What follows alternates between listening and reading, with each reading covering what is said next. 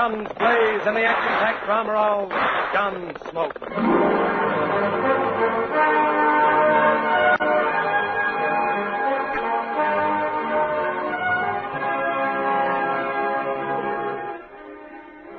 Around Dodge City and in the territory out west, there's just one way to handle the killers and the spoilers.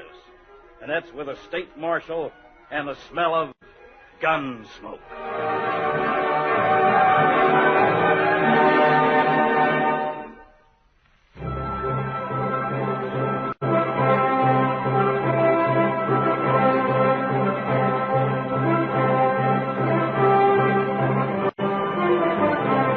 Gunsmoke is a story of the violence that moved westward young America. It's also my story. Me, Matt Morgan, U.S. Marshal. I'm the first man they look for and the last they want to meet. Right now, I'd say Dodge City's full of hombres hoping they won't have to look for nor meet the law. Not for a few days, anyway. After that, they'll all be gone. Back along the trails leading to the various spreads. So, I'm talking about the cattlemen, cowpunchers, and breeders in Dodge after the big roundups, the beef sales, with money enough to harass the whole town. Yes, sir. High-spirited bunch, not much harm in them, so as I do my night around the saloons and the joints, I'm not looking very hard. Not until I'm approaching the Plaza Saloon.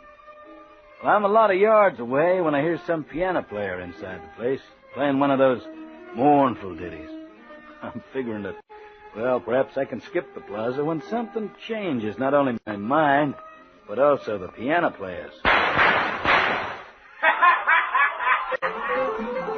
Now, usually when you hear a piano switch tunes, it doesn't mean trouble, but when the switch is brought about by shots, it's a signal that some fellow's getting them out too trigger-happy, not satisfied with helping to array the town, but getting ready to lead others into treeing the town.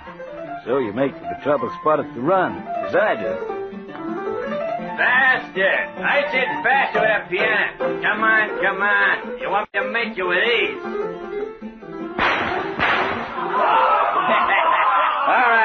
All right, everybody, just take it easy. Hey, what's the matter with you, huh?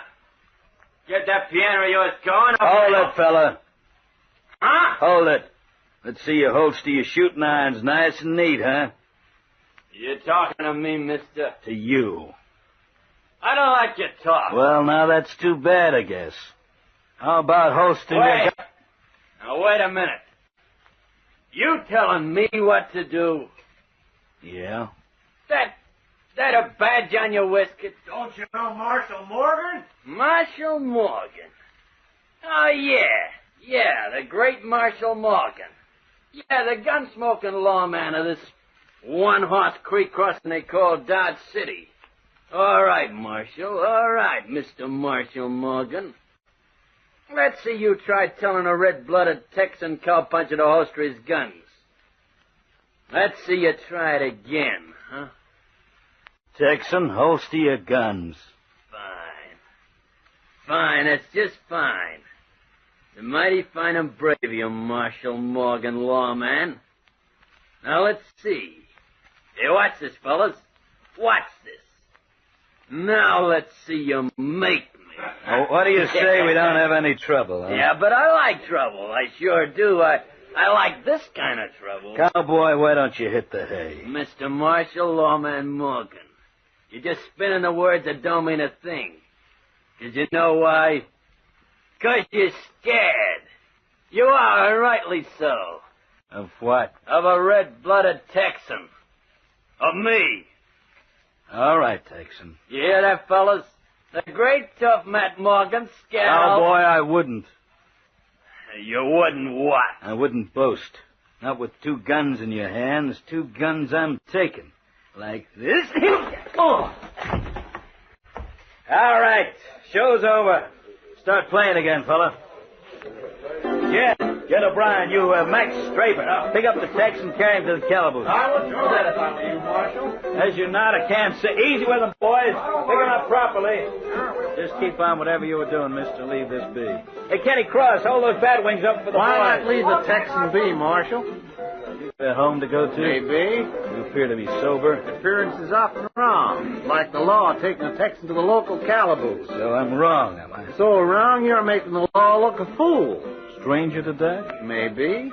I said stranger. I said maybe. Look, I don't know you. I don't want to know you. Now, what say you be on your way, huh? Oh, you make me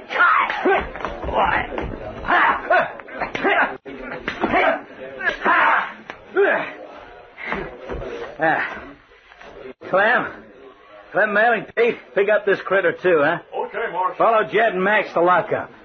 Yeah, it seems that before the night will be gone, I'll have quite a few in the cells.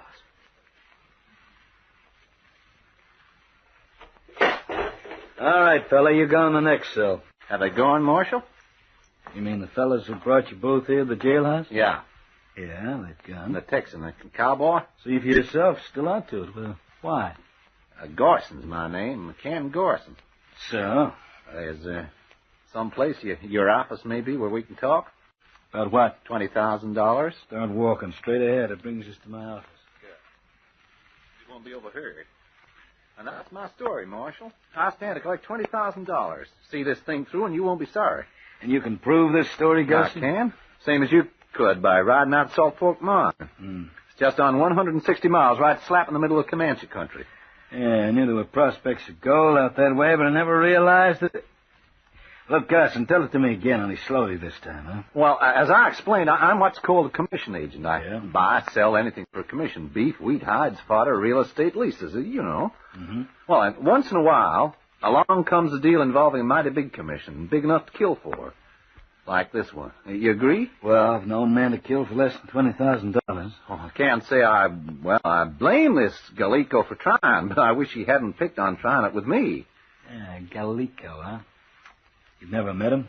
I never met him, never seen him, never met anyone who done either. So I just can't get a description of him. All you know is that he's threatened to kill you. Plumb dead. But so far, he's made only one attempt. Well, which was close enough. Bullet fanned the back of my neck. Oh, why didn't you come to me in the first place instead of pulling that stunt in the plaza? Well, I figured it looked more natural, that's all. And, well, I sort of figured this, too. If Galeco was watching me all the time, as I've been told he is, and he saw me approach the law, he'd know he'd started to get me word yeller. But this way, picking a fight with the law, getting myself buffaloed cold, lugged to the local calaboose, well, if that ain't natural, then I don't know what is. Well, look, I could have given you protection in another way. Marshal, I've been told that no one breaks out of your Dodge City jail. To me, if no one can break out, it follows no one can break in. So here I am, begging you to keep me locked up for a week. All I ask is that you refuse me any visitors on account I don't know anybody in Dodge. Except, of course, Miss Bundy. Miss Bundy Brixton. You know Miss Bundy? Well, I know most dancers here in Dodge. Part of my work, so... you want me to keep you locked up for 1 week till the buy arrives? Yeah. Rick Joseph is by, and he'll be coming in by stage day week. And you don't know him by sight either? Oh, there's no need for that. You see this? Yeah, $10 bill ripped in half. Sure. Rick Joseph has the other. So all I've got to do is wait for someone to come up to me in a week's time, hand me half a $10 bill, which matches this half, and then hand over the papers and the lease and everything to him. He, in turn, well, he hands me the commission, $20,000. Which I hope you'll pay into the bank pronto. Otherwise, it'll be a big temptation for this Al Galeco to still carry out his threat, huh? Oh. Unless you kill him for me first. Just like that. Oh, no, not quite. There's a bonus to this, $1,000. Oh, you're a strange man, Gus, and mighty strange. How come? You expect me to protect you from this unknown, unseen would-be killer? Oh, correction, Marshal. Not a would-be killer. He's in earnest, no pretense. From what I can gather, he's killed before. You expect him to kill you for $20,000, yet you expect me to kill him for $1,000, huh? 5 is the absolute top figure I'll go. Gus, and I ought to bounce your head against that stone wall. What? Toss you in a cell, book you with everything, including attempted bribe. Marshal, a bribe. Did I use that word, Marshal? Bonus. Oh, well, that's better. Yeah, bonus is a bonus. But not for you, Marshal. I'm sorry if I gave you the wrong impression. Oh, what impression is the right one? Well, I imagine that even in such a thriving city as Dodge, there's a deserving charity. Yeah, there is. Well, and Kill Al Galeco, and then you name the charity. I paid $1,000. All this elaborate business. Why go to all the trouble, Garson? You look a reasonably intelligent man. You don't appear to be frightened. Marshal, I am frightened. I've never been so all-fired scared in my whole life. Over something that might not happen, someone who might not exist. Marshal, I know. I feel it in my bones. Deepest hunch I've ever had. I just know that Al Galeco is out to kill me. Not just because I'm me, but to get that piece of the $10 bill I've got. Mm-hmm. Your proposition is I keep you alive, you pay $5,000 into a charity I name. Well, that's right. Except for a slight error. $1,000. Plus your keep. Oh, sure. I couldn't expect the Dodge City taxpayers to keep me now, could I? Yeah. Well, you can bunk in the cell next to the Texan. Oh.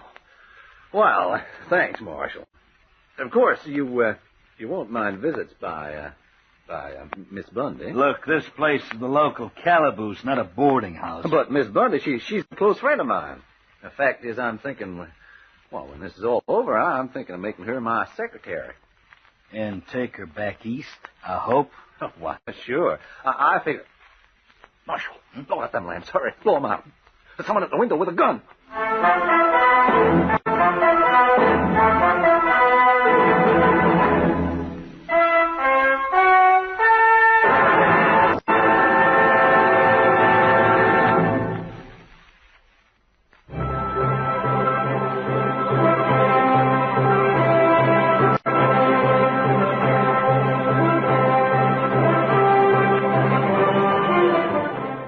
Marshal, I said kill them lamps. Relax, will you? Relax? You tell me to relax when I saw a face looking in here? Sure. You promised me protection. From all but Miss Bundy Brixton, didn't you? Yeah, say? from all but...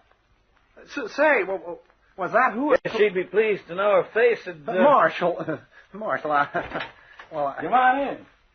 Hi, Marshal. Hello, Bundy. They told me you was here, honey darling. You know the Marshal, don't you? Well, who don't in this crummy... in this town? I take it you don't like Dodge. You take it right, Marshal man. And as soon as my honey doll here makes a lot of sugar... It's back east for us, isn't it, honey? Sure. But say, what's going on here? Why, you in the hoosgow, for Pete's sake. I did hear you took a swipe at the law. Marshal, will you release my honey doll on bail, maybe? If you mean Garson, sure, I'll release him. Look, don't let's be too hasty about this, huh? Oh, I get it. You and that Galeco hombre... Sure. And do you mind treating it serious? If Galeco gets me, then he gets $20,000. And you get yourself stuck here in Dodge without me, huh? Marshal, do you savvy this business? Me, I don't. Garson claims he don't know what this Galeco looks like, and the only way he can identify the other critter, the one paying over the money, Rick Joseph, only way he can be identified is by matching a torn currency bill. It just flamboozles me. Well, ma'am, I've known of other business deals to be handled in similar ways. Loco, that's what it is. Well, listen, honey, why worry your pretty head about it, huh? It just helped me keep alive until the deal's over, that's all. How? By not letting on I'm staying in the hoosgow of my own free will. Let everyone, all the folk, believe I'm being held on the charge of, disturbing the peace. That all right by you, Marshal? Sure thing. Disturbing the peace it is. Now, I figure it's time we locked up for the night, huh? You're not going to leave my honey doll unguarded all night, are you? Oh, no, I'll bunk here, too. Sure. Over there, I suppose. What's wrong with that? It's a comfortable billet. No doubt, but ain't it a long way from the cells? Or are you letting Garson bunk here, too? Oh, no. Me for the cell, sweetie. Ain't no one broke out of them, which means no one can break into them and get at me, savvy? All right. You know what you're doing. I'll see you tomorrow. In the afternoon, say around 2. Oh, Garson, I'm doing you a favor, can't you understand? I'll be around at 2, so don't get in an uproar, honey. You just go right up to your little cell and get yourself a lot of sleep. I'll see you tomorrow. Good night, sweetie. Night, Marshal. You can get back to your rooming house? But of course, unless you like to escort me. Good night. Night. Pleasant dreams. It's time to be locked up, Garson. What? Oh, yeah, locked up, sure. Right this way. I'll carry the lamp.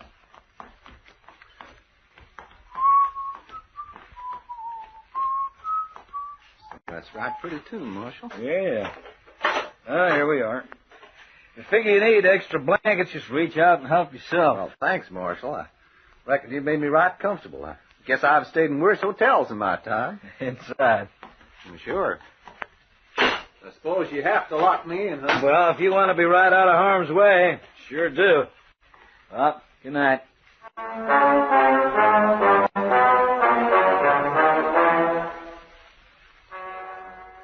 The rest of the night passes uneventful. Comes morning, I release the now sore-headed selling Texan to tell him to fork leather out of Dodge, stay out. He looks hard at me, thinks twice. The mooses without further trouble. I tend to one or two things. Fixing for meals to be brought into my starboarder.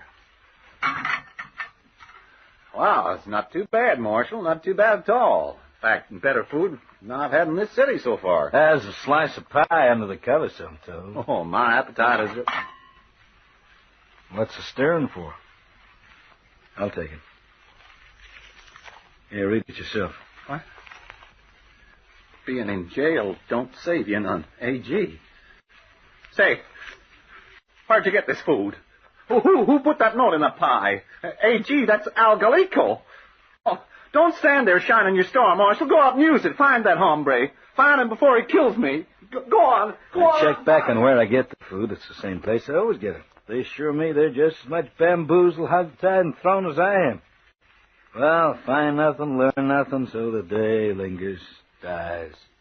Night passes uneventful. Next day is kind of cold, windy, sun breaking through for only 10 minutes at a time.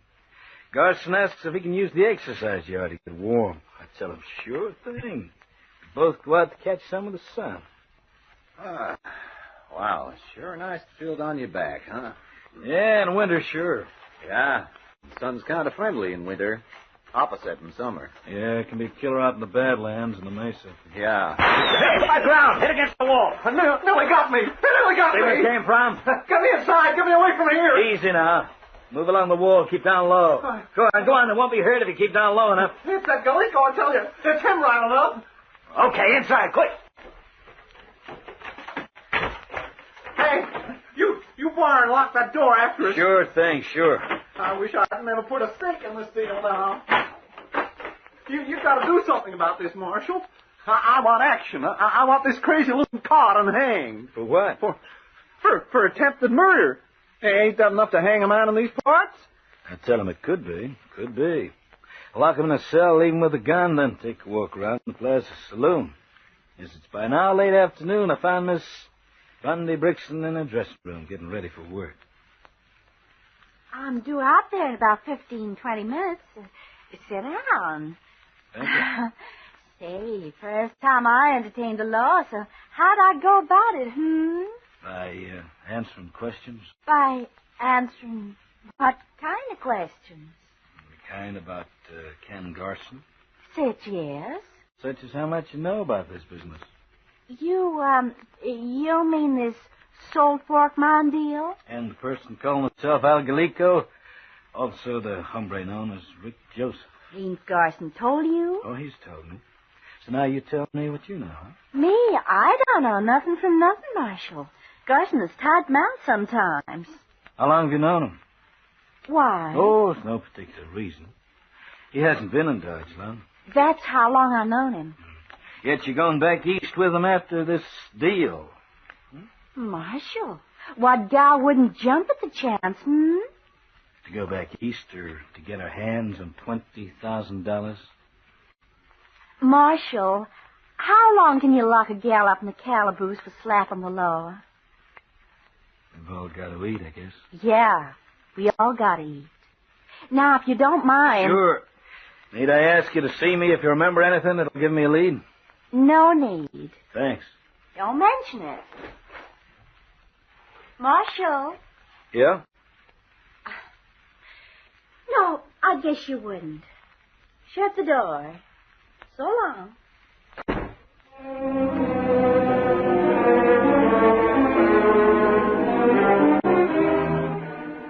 Marshal, I've been figuring. Now you recollect something solid, huh? I recollect this. If Galeco kills me at a distance like he's been trying, how's he figure he can handle the deal with Rick Joseph? I got one half of the $10 bill. Rick Joseph got the other, so all right. So this Galeco kills me in jail, say. Yeah? Well, he's got to reach my body to get to the bill. You get my drift? Oh, yeah. It's what I call the softening process. The softening process? You mean soften me up for something? Yeah, soften you up, scare you into being only too glad to hand over the torn half the dollar bill before this Rick Joseph is due in. Yeah, I guess that's the trail he's taking, Marshal. I guess it is right enough. You see, this Rick Joseph, the organizations he represents, why, they don't care who got the other half of the dollar bill. They don't care at all, so long as it's handed over with the Salt Fork papers. And in return, this Joseph just hands over the $20,000. Why go to all that trouble about the $10 bill? Well, wouldn't the handling over of the papers be enough in which to pay the commission? On account of the papers in a deal like this are easily forged. Oh, I see. The only way Joseph's got to tell he's getting the real genuine stuff is by this torn bill, you follow? Yeah. And the actual papers are still on you? Yeah. And they stay there until Joseph shows up on the stage. Well, then I figure... You figure what, Marshal? You're talking. Say anything to someone trying to reach the window. What? Well, now, Look out! Did you get him? I'm going for... Listen. Yeah, tell Garson I guess that Bronk's carrying the gunny. Even in his state, Garson realizes that by the time I could get outside, the ride would be well out of sight. Yeah, this whole business is getting me now like heel flies, making me feel there's something all fired loco about it. Well, loco or not, I got to play it out till it's over. And over it finally is with the arrival of the stage late after sunset. As the passengers climb down, I ask, which is an hombre named Joseph, Rick Joseph? A dark, well-dressed fellow says he's Joseph, and who wants to know? Well, I tell him. Fellas meet at the jailhouse. The other half of the $10 bill is produced. Papers change hands, and so does a leather pouch bulging with money. Well, Garson doesn't trouble to count the $20,000. Not all of it. Only 1,000 of it. While he's counting this donation to charity, the stage leaves again, taking Rick Joseph. Finally, the excitement dies. And as Garson finishes strapping the pouch, he says, Well, there's 1,000, Marshal.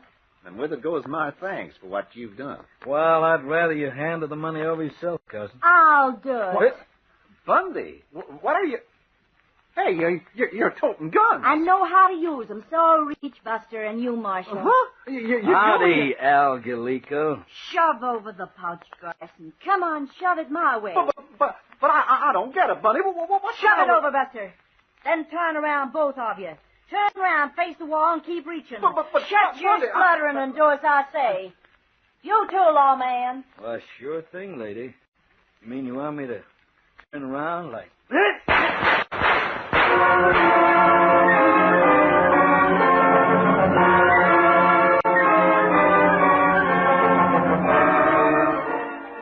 Well, I guess there's nothing left for me to say, Marshal. I won't stick around for Miss Bundy's trial, if you don't mind. Oh, sure thing. I know how you feel. Yeah, she sure had me fooled, huh? Well, I wish I knew how to thank you, Marshal.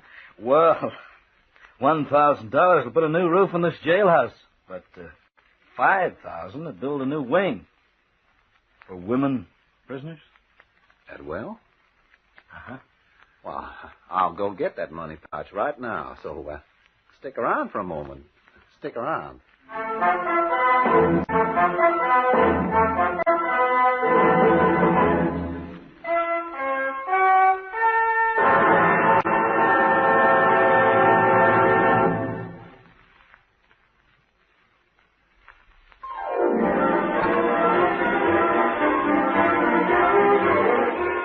Join us again next week as Matt Morgan fights to bring law and order out of the wild violence of the West in Gunsmoke. Gunsmoke is written by Ronald Ingleby and produced by Jim Bradley for Artransa.